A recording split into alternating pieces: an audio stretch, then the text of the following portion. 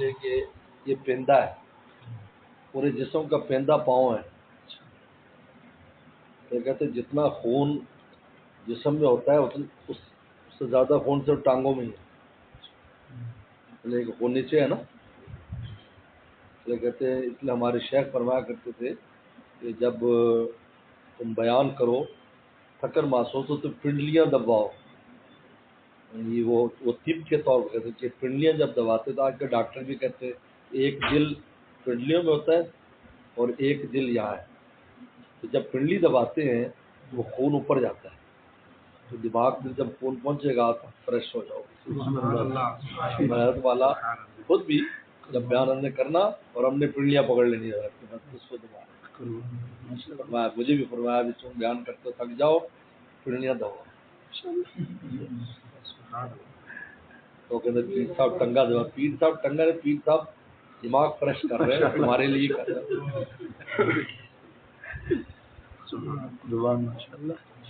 ہمارے حضرت والا حکمت میں وہ چیزیں جو آج طب میں پہلے سے موجود ہیں، اسی سے ہی ڈاکٹروں کے پاس آئی ہیں. ڈاکٹروں کو نئی زمین سے کھود کے نہیں نکالی، پرانی چیزیں ہیں ان کو، لیکن وہ تجربہ ہوتا تھا. ابھی جب یہ ہمارے حریث میاں پیدا ہو رہے تھے نا جی، ابھی یعنی جب، تو میں نے اس دوران یہ کہا کہ بھائی ہم نے اپنی کتابوں میں پڑھا ہے فلسفے میں کہ دو چیزیں انسان میں ہوتی ہیں، اور یہ پڑھا کس جگہ پر جہاں اللہ تعالیٰ فرماتے ہیں کہ اللہ یتوفی الانفس حین موتها والذی لم تمت فی منامها، کہ اللہ تعالیٰ روح لے لیتے ہیں جب جس کو موت دیں، اور جن کو موت نہیں دیتے تو اس کی نیند میں روح لے لیتے ہیں. اب نیند میں روح لے لی لیکن جسم کا نظام چل رہا ہے، آپ کا سانس چل رہا ہے، دل چل رہا ہے، سب. یہ کیا ہے؟ روح تو چلی گئی، اور روح کا تعلق صرف رہ جاتا ہے کنیکشن. تو جو ہی کوئی اس کو وہ کرتا ہے تو فوراً روح واپس آ جاتی ہے. جس طرح بجلی کا بٹن دبایا تو بجلی آ گئی، بالکل تخلف نہیں ہوتا فوراً. اب یہ نظام کون چلا ہے؟ یہ نفس ناطقہ چلا رہا ہے. ایک اندر نفس ناطقہ ہے جو جسم کا نظام چلاتا رہتا ہے، اور روح باہر پھر رہی، سیر کر رہی. جب اس کو بلاتے ہیں تو وہ آ جاتی ہے اور بعد میں اٹھ جاتا ہے، اور پورا کام نفس ناطقہ کا کام وہ آ کر روح سنبھال لیتی ہے. پیچھے نفس ناطقہ. تو یہ بات کی تو ڈاکٹر سفیان نے بتایا کہ حضرت یہ جو دل کی دھڑکن ہے یہ روح کے آنے سے پہلے ہی شروع ہو جاتی ہے. روح تو آتی ہے 4 مہینے کے بعد جی، لیکن اس کے بعد دل کی دھڑکن ہو رہی نہیں ہو رہی، اس کو ڈاکٹر پہلے مہینے سے دوسرے مہینے سے ہی جائزہ دے رہے ہیں. میں نے کہ یہ نفس ناطقہ ہے جو اس کے نظام کو چلا رہا ہے. ماشاءاللہ بڑا عجیب منطقہ کہتے اس کا ہمارے پاس تو کوئی جواب نہیں. لیکن نفس ناطقہ جس طرح نیند میں ہوتا ہے، ہمارا نفس ناطقہ کام چلا رہا ہے اور خود روح پھر رہی ہے باہر. جب وہ بادشاہ واپس آ جاتا ہے تو پھر نظام سنبھال لیتا ہے. لیکن وہ ایسی آتی چشم زدن، یہ روح کی تفاظ بہت زیادہ ہے. چشم زدن میں فوراً واپس حتیٰ کہ عرش کے پاس بھی چلی جاتی ہے. انسان اگر باوضو سوتا ہے، حدیث میں آتا ہے اگر باوضو سوئے تو اس کی روح عرش کا سجدہ کر کے آتی ہے. لیکن ہمیں وہ چیزیں یاد نہیں رہتی کیونکہ ہم پر جسم کا غلبہ ہے. تو جب جسم کا غلبہ ہوتا ہے تو روح کی باتیں یاد نہیں. جس طرح روح اللہ تعالیٰ کے سامنے اقرار کر کے آئی کہ اللہ میں آپ کو رب مانتی ہوں، اللہ کی زیارت بھی کی روح نے، لیکن ہمیں وہ یاد نہیں. جس طرح چھوٹے بچے جو ہیں اب ایسے لگتا ہے کہ وہ ہر چیز سمجھ رہے ہیں، بڑے ہو جائیں گے تو ان کو پتہ بھی نہیں ہے، یاد بھی نہیں ہے کہ بچپن میں ہم نے کیا کیا تھا. لوگ بتاتے تمہیں میں کرتا سی، تمہیں میں کرتا سی، تمہیں کرتا سی ننگا پھردا ہوں سی تو بڑا بڑا پھردا. یہ ہمارے مطلب ہے کہ علوم دینیہ میں ان تمام چیزوں سے ٹچ ہے. اس کی بس یہ ہے کہ ان کے نام انہوں نے انگریزی میں رکھ دیے، ہمارے عربی میں نام اس کے ہیں، لیکن چیز ایک ہی ہے. وہ اس کو اور انداز پیش کرتے ہیں، ورنہ کوئی نئی چیز نہیں ہے. میں تو دیکھا بہت سے، میں نے بات پیش کی کئی ڈاکٹر نے کہا کہ حضرت ہمارے یہاں یہ تھیوری ہے، جو آپ بتلا رہے ہیں وہی چیز ہے، لیکن اس کا دوسرے انداز میں پیش کیا گیا، لیکن بات وہی ہے. ان کا سب سے علم تو آیا ہی جب قرآن آیا تو علم آیا، اس سے پہلے تو علوم تھے ہی نہیں۔ علوم آئی قرآن کے آنے کے بعد۔ دنیا نے جو ترقی کی ہے علمی طور پر ہر فیلڈ میں، وہ ان علوم وحی کے بعد ہوئی ہے، کیونکہ علوم وحی ہی بنیاد رکھتا ہے۔ انبیاء صلاۃ السلام نے تمام شعبوں کی بنیاد رکھی وحی کے ذریعے۔ حضرت نوح علیہ الصلوۃ والسلام سے پہلے کشتی کی کوئی ضرورت نہیں تھی، کیونکہ سمندر اطراف میں تھا، دنیا ایک تھی، کبھی کشتی سفر کی ضرورت ہی نہیں تھی، تو کشتی ضرورت نہیں۔ سب سے پہلے ان کو اللہ نے وحی بھیجی اور کہا کہ یہ ترکھان کا کام کیسے کرنا ہے، درخت کرتے تھے اور وہ سب کرتے تھے، اور وہ اس سے بنائی کشتی۔ لوگ آرام بھی یہ چلے گی کہاں، کہتا پانی میں، کہتا پانی کہاں جائے، پانی سوال ہی وہ دریا نہیں ہوتے تھے، ایسا کچھ نہیں تھا، یہ کیسے ہوگا، کیسے چلے گی، کہا چلے گی۔ فارت تنور، آج میں تلاوت کر رہا تھا، فارت تنور، نشانی کیا مقرر کی کہ تنور میں جب پانی آئے تو سمجھو کہ بس عذاب آ گیا، کیونکہ تندور کی جگہ بالکل خشک ہوتی ہے، کیونکہ روٹیاں پکتی ہیں، آگ ہوتی ہے، تو دیکھا کہ لوگوں میں شور ہو گیا کہ وہ تندور میں، اور یہ تندور وہ تھا جس پر حضرت حوا روٹیاں پکاتی تھی، کیونکہ نو اسلام کے زیادہ زمانہ دور نہیں ہے، تو وہ اس طرح سینکڑوں سال سے چلا آ رہا تھا۔ جب اسے پانی وہ لوگ حیران کہ دور میں پانی آ گیا، پانی آ گیا، فرمایا چلو کشتی میں سوار ہو جائے، سب جلدی کرو بھائی ایمان والو۔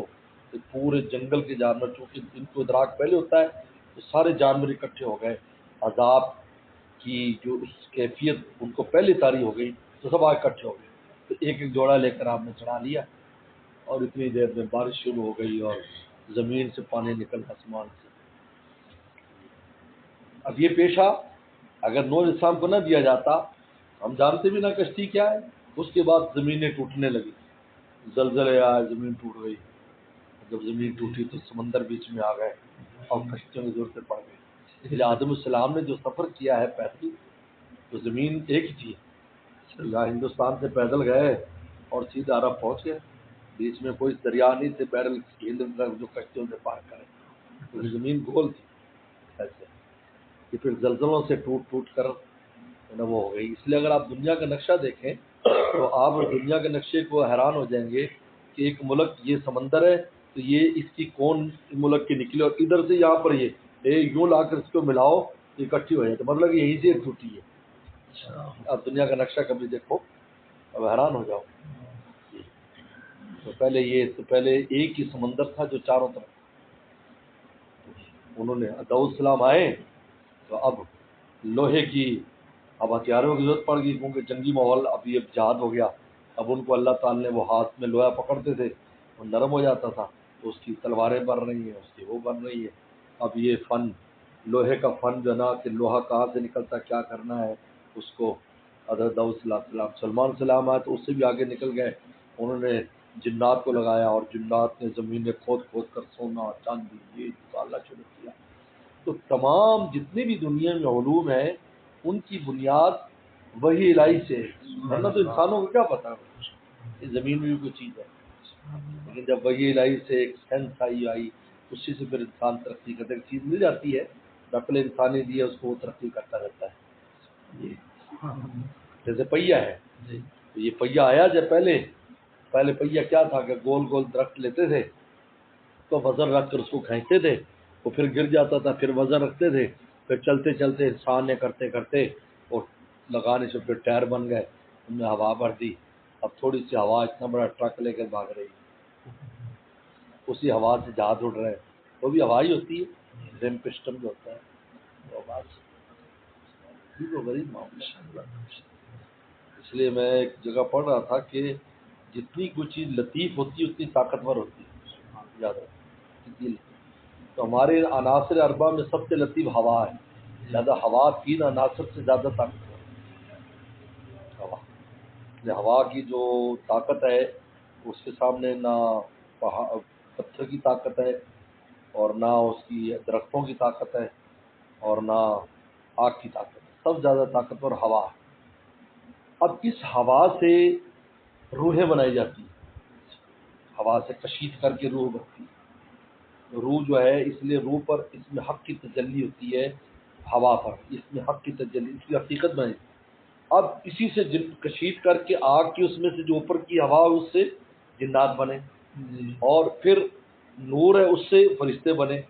تو اب یہ دیکھیں کہ سب سے طاقتور ہوا، پھر جنات لطیف ہیں تو جنات سب سے طاقتور ہے ہم سے، پھر اس کو فرشتے لطیف ہیں ان سے طاقتور ہیں، پھر اللہ کی ذات لطیف ہے تو سب سے طاقتور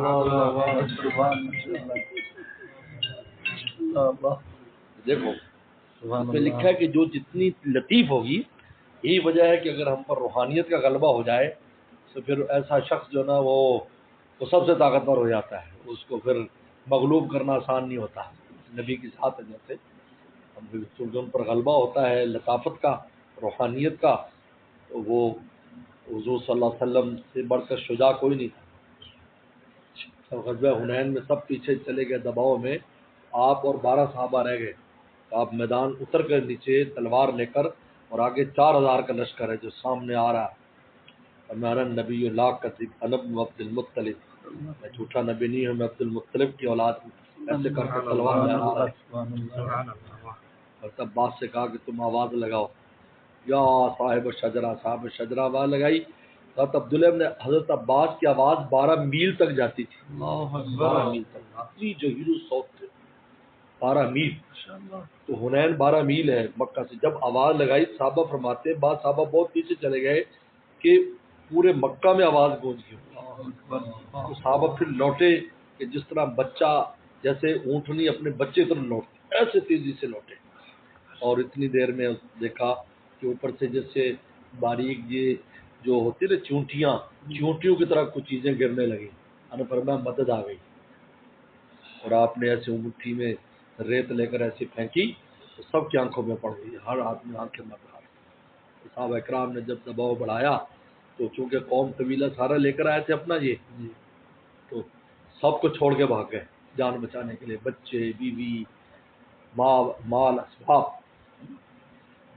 یعنی ایک ایک کو آپ نے 40 ہزار بکریاں دی، ایک ایک آدمی کو تقسیم کیا، اتنے مالک قیدی بھی تقسیم کر دیے۔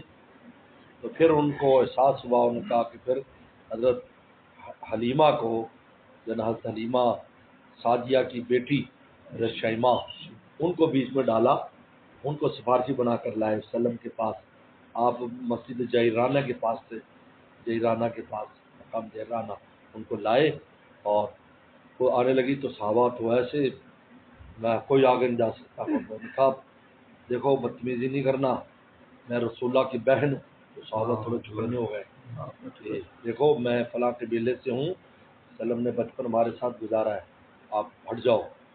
تو پھر ایک صحابی دوڑتے گئے کہ وسلم اس طرح، اور میں آنے دو، وہیں تو وسلم نے نہیں پہچانا اس لیے کہ بڑی عمر ہو گئی تھی، انہوں نے کہا دیکھو میں حلیمہ کی بیٹی ہوں، آپ ہمارے گھر میں تھے، میں بڑی تھی، آپ نے ایک دفعہ دانت کاٹے تھے میرے جو ہے کلائی پر، یہ دیکھو ہاتھ پر نشان پڑا، وسلم رونے لگ گئے، پھر اپنی چادر بچھا دی، وہاں بٹھایا، فرمایا کہ بہن کیا مطالبہ ہے، کہا کہ آپ مال اسباب سب واپس کریں، کہا کہ دیکھو بات وہ ہے جو سچ ہو، مال میں واپس نہیں کر سکتا، ہاں جو قیدی ہیں میں یہ واپس کرتا ہوں، اور وہ بھی میں صحابہ سے مشورہ کروں گا۔